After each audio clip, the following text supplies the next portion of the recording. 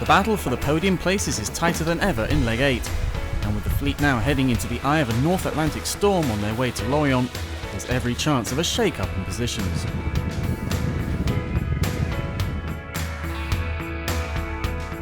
Having rounded the waypoint on the island of São Miguel, the closely compressed pack headed north, with nothing between the front three boats.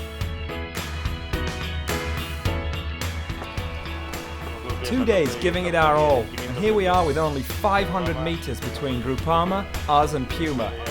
And then Camper, just ahead of Abu Dhabi, we're starting again.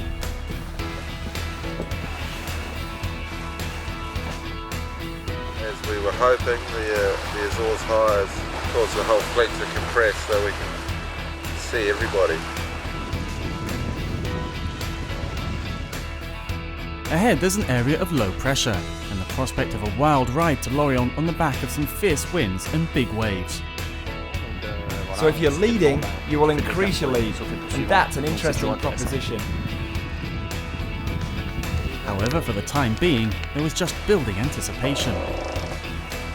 The calm before the storm, hopes, and then we'll be in Lorient before we know it, eating croissants and drinking cafe cremes.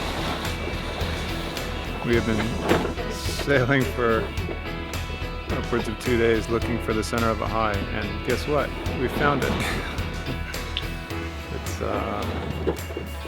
They don't call it the Azores High for nothing.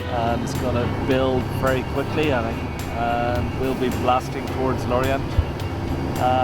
In 25-35 knots of wind, doing 25-30 knots plus speed towards Mark, so all good things in the future. As they rounded São Miguel, there was some rare company for the fleet, as local boats came out to welcome the Volvo Ocean 70s.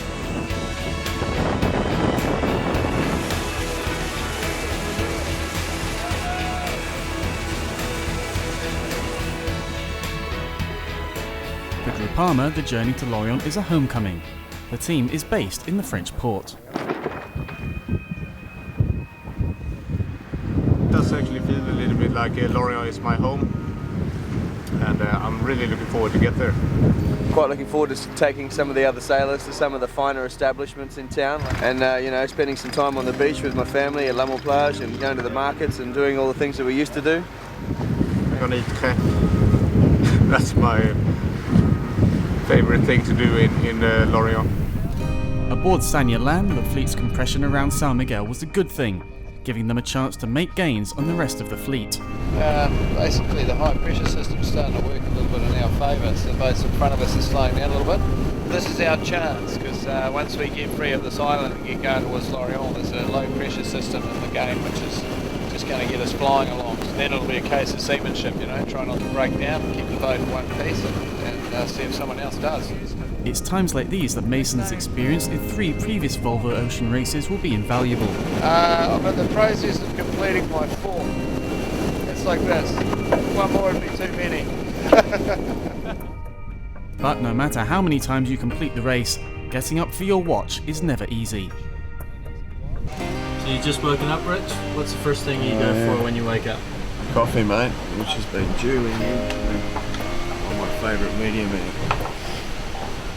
Commonly known as a cup of personality, because after you had it you turn into a nice person from a dead zombie, which I currently am at the moment.